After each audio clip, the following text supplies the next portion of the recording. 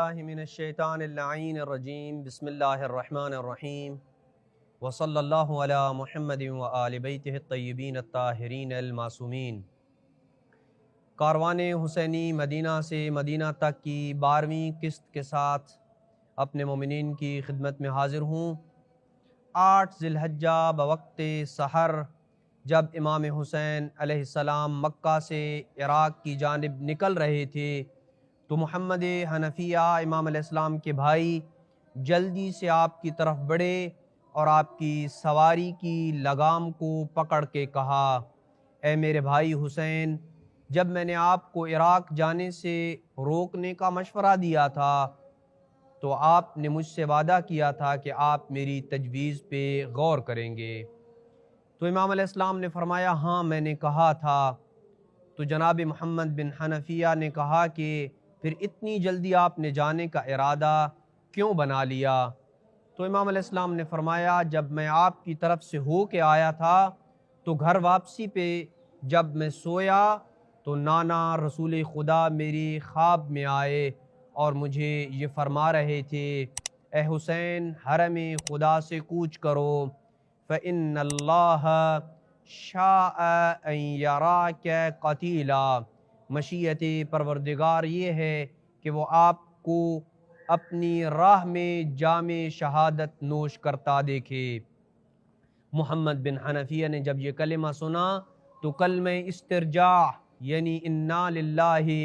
و انا الیہ راجعون کی تلاوت کی، اور پھر محمد بن حنفیہ نے کہا، اے میرے بھائی حسین، آپ نے تو جام شہادت نوش کرنا ہے، پھر ان مخدرات عصمت و طہارت اور چھوٹے چھوٹے بچوں کو ساتھ لے کے جانے کا کیا فلسفہ ہے؟ تو امام علیہ السلام نے بڑا ہی عجیب جملہ ارشاد فرمایا، ان اللہ قد شاء ان یراہن سبایا۔ میرے بھائی محمد حنفیہ، میرے رب کی مشیت یہ ہے کہ وہ ان مخدرات عصمت و طہارت کو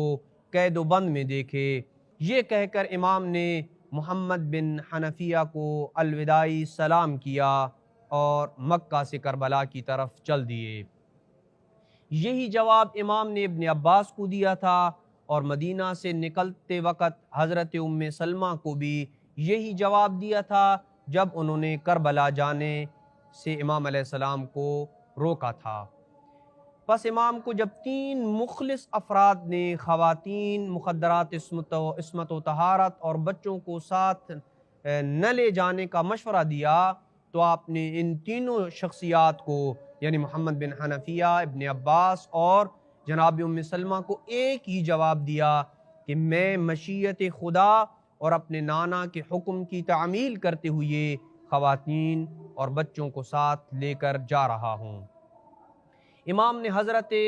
ابن عباس سے فرمایا تھا کہ اگر میں مخدرات عصمت و طہارت اور بچوں کو مدینہ یا مکہ چھوڑ کر جاؤں تو مجھے ڈر ہے کہ میرے بعد انہیں دشمن اذیت و تکلیف نہ دیں، اور روایات میں ہے کہ خود مخدرات عصمت و طہارت بیویوں کا بھی کاروان حسینی کے ساتھ جانے پہ شدید اصرار تھا، اور جب جناب ابن عباس نے امام حسین علیہ السلام کو مشورہ دیا تھا کہ آپ بچوں اور خواتین کو اپنے ساتھ لے کے کربلا نہ جائیں تو ابن عباس نے پس پردہ رونے کی آواز سنی اور ایک بی بی کو یہ کہتے ہوئے سنا، یا ابن عباس اتشیر الی شیخنا و سیدنا ان یخلفنا ہا ہونا و یمضی وحدہ۔ اے ابن عباس، کیا آپ ہمارے آقا و سردار کو یہ مشورہ دے رہے ہیں کہ وہ ہمیں یہیں مکہ چھوڑ کر خود اکیلے کربلا کی طرف چلے جائیں؟ وَهَلْ أَبْقَى الزَّمَانُ لَنَا غَيْرَهُ۔ کیا زمانے نے حسین کے علاوہ ہمارے لیے کچھ چھوڑا ہے؟ ہمارا حسین ابن علی کے علاوہ کون ہے؟ ہمارا حسین کے علاوہ کون رہ گیا ہے؟ لا واللہ بل نحیا معہ ونموت معہ۔ اے ابن عباس، اللہ کی قسم ہرگز نہیں، ہمیں جینا ہے تو حسین کے ساتھ جینا ہے، مرنا ہے تو ہم حسین کے ساتھ ہی مریں گے۔ پس سوال یہ پیدا ہوتا ہے کہ اس مشیت الہی اور حکم رسول خدا میں کیا حکمت پوشیدہ تھی کہ امام علیہ السلام بچوں اور خواتین کو اپنے ساتھ لے کے چلے؟ بیویوں کے کاروان حسینی میں امام کے ساتھ جانے کا کیا راز تھا؟ اگر امام حسین اپنی مخدرات عصمت و طہارت کو مدینہ یا مکہ چھوڑ کر چلے جاتے تو ان کے ساتھ کیا ہو سکتا تھا؟ اس چیز کو مرحوم عبد الواحد المظفر نے یوں قلم بند کیا ہے کہ اگر امام حسین خواتین کو، بچوں کو مدینہ یا مکہ چھوڑ کر چلے جاتے تو بنی امیہ سے یہ بعید نہ تھا کہ وہ ان مقدس بیویوں کو قید کر لیتے۔ اس صورت میں دو خطرناک ترین امور کا سامنا سید الشہداء امام حسین علیہ السلام کو کرنا پڑتا، اور دونوں میں سے کوئی بھی تحریک امام حسین علیہ السلام کے ارکان کو شل کر سکتا تھا اور ان ارکان کو ہلا سکتا تھا۔ وہ دو آپشن یہ تھے، یا تو امام علیہ السلام کو اپنی بہنوں کو اسیری سے آزاد کرنے کے لیے دشمن کے سامنے سر تسلیم خم کرنا پڑتا، اور یہ امام حسین علیہ السلام کی اصلاح کے نعرے کے خلاف تھا، یا یہ ہوتا کہ امام اپنے راستے پہ گامزن رہتے، بچوں کو چھوڑ کے مکہ سے کربلا کی طرف راستے پہ چلے جاتے اور اپنی بہنوں کو بنی امیہ کی قید میں باقی رہنے دیتے، چونکہ قطعاً بنو امیہ سے یہ بعید نہیں تھا کہ امام علیہ السلام چلے جاتے اور یہ مخدرات مکہ یا مدینہ پیچھے رہ جاتی اور بنو امیہ اپنے غلط ہتھ کنڈوں سے بیویوں کو قید نہ کرتے۔ لہٰذا امام علیہ السلام اگر انہیں باقی رہنے دیتے، جو کہ حسین جیسے غیور بھائی کے لیے ممکن نہ تھا، اور ایسا نہیں ہو سکتا تھا کہ علی کا یہ شیر اپنی زندگی میں ہی اپنی بہنوں کو بنو امیہ کی جیل کی سلاخوں کے پیچھے دیکھتا اور ان کو آزاد کرنے کے لیے کوئی اقدام نہ کرتا، اور بنو امیہ کے لیے یہ کام انتہائی آسان تھا۔ وہ سید الشہداء کو عراق کی طرف سے روکنے کے لیے جو بھی انہیں وسیلہ اختیار کرنا پڑتا وہ اس وسیلے کو اختیار کرتے اور قطعاً اس سے گریز نہ کرتے، چاہے امام حسین علیہ السلام کی بہنوں، بچوں اور اہل و عیال کو پابند سلاسل کرنا پڑتا تو بھی کرتے،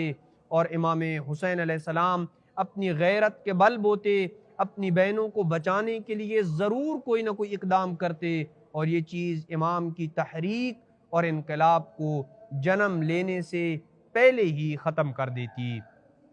یہی وجہ ہے کہ امام نے مخدرات عصمت و طہارت اور بچوں کو اپنے ساتھ لے کے جانا ضروری سمجھا تاکہ دشمن ان کی تحریک اور ان کے انقلاب کو روکنے کے لیے ان مخدرات اور بچوں کو ڈھال نہ بنا سکے۔ یہی وہ حکمت اور راز تھا جس کے پیش نظر امام خواتین اور بچوں کو کاروان حسینی میں لے کے اپنے ساتھ چل دیے۔ دوسری بات یہ ہے کہ امام حسین علیہ السلام اپنے علم لدنی سے جانتے تھے کہ میری شہادت کے بعد یہ بیویاں اور یہ بچے میرے اہداف کو شہر بشہر، کوچہ با کوچہ، گلی گلی پہنچائیں گے، اہل بیت کی مظلومیت ساری دنیا کو بتائیں گے، پابند رسن ہو کر بھی پوری دنیا کو بتائیں گے کہ اہل بیت کے علاوہ کوئی رسول کی مسند نبوت کا وارث نہیں ہے، اور ساری دنیا کو بتائیں گے کہ آل امیہ حقیقت میں کفر و نفاق اور اسلام دشمنی کا دوسرا چہرہ ہے۔ پس امام علیہ السلام کی کامیابی کا اہم ترین عنصر مخدرات عصمت و طہارت کو اپنے ساتھ لے کے جانا تھا، بلکہ اگر یہ احتمال نہ بھی ہوتا کہ امام کے مدینہ یا مکہ سے جانے کے بعد مخدرات عصمت و طہارت کو بنو امیہ سے کسی قسم کا خطرہ ہے، تب بھی امام کے لیے ان خواتین اور بچوں کو ساتھ لے جانا انتہائی ضروری تھا، کیونکہ اگر امام انہیں نہ لے جاتے تو آپ کی تحریک کے اسباب و اہداف کو آپ کی شہادت کے بعد کون بیان کرتا؟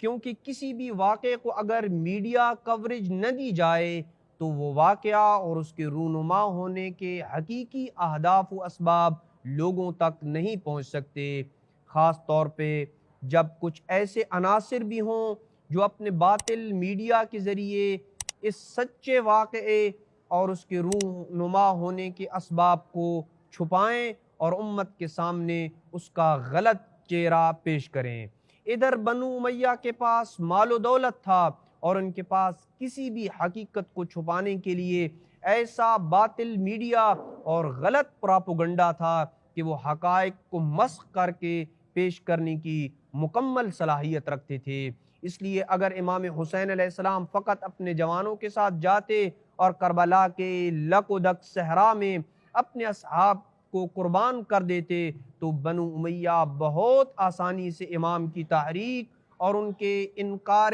بیعت کے اسباب کو مسخ کر دیتے اور کسی کو کچھ نہ پتہ چلتا۔ بس حسین اپنے علم لدنی کے مطابق ان مخدرات عصمت و طہارت کو لے کے اس لیے نکلے تھے کہ میرے کاروان کا یہ طبقہ جس میں بچے اور خواتین ہوں گے بنو امیہ کے باطل میڈیا اور غلط پراپوگنڈا کے سامنے حق کو حقیقت کی آواز بن کے اٹھے گا۔ جہاں یزید اور ابن زیاد حسین کو باغی کہیں گے وہاں سید سجاد پابند رسن ہو کے یہ کہے گا اعطینا ستہ وفضلنا بسبع، ہم اہل بیت کو 6 چیزیں ایسی عطا ہوئی کہ جو کائنات میں ہمارے گھر کے علاوہ کسی کو عطا نہیں ہوئی، ہمیں 7 ایسی فضیلتیں اور منقبتیں اللہ نے عطا کی ہیں جو اللہ کی پوری مخلوق میں کسی کو یہ عطا نہیں ہوئی ہیں۔ جب یزید کا باطل میڈیا حسین کو باغی کہے گا اس وقت حسین کے سچ اور حق کے نمائندے اور ان کی خون مقدس کے نگہباں یہ نعرہ لگائیں گے حسین فرزند مینا و زمزم ہے، حسین فرزند کعبہ ہے، حسین صفا و مروہ کا وارث ہے، حسین رکن و مقام کی حرمت کا پاسدار ہے۔ بس یہی وہ حکمت تھی اور راز تھا کہ حسین خاندان عصمت و طہارت کی مقدس بیویوں اور بچوں کو ساتھ لے کے کربلا کی طرف چلے تھے۔ یہاں تک ہماری گفتگو کا پہلا سلسلہ اختتام تک پہنچ جاتا ہے اور وہ واضح ہو جاتا ہے کہ امام حسین نے مکہ میں دوران قیام اپنی تحریک کے لیے کون سے اقدام کیے، جبکہ آئندہ قسط میں بنو امیہ کے ان اقدامات کو بیان کیا جائے گا جو انہوں نے امام حسین علیہ السلام کے مکہ میں قیام کے دوران آپ کی تحریک کو روکنے کے لیے کیے تھے۔ وصلی اللہ علی محمد وآل بیتہ الطیبین الطاہرین المعصومین۔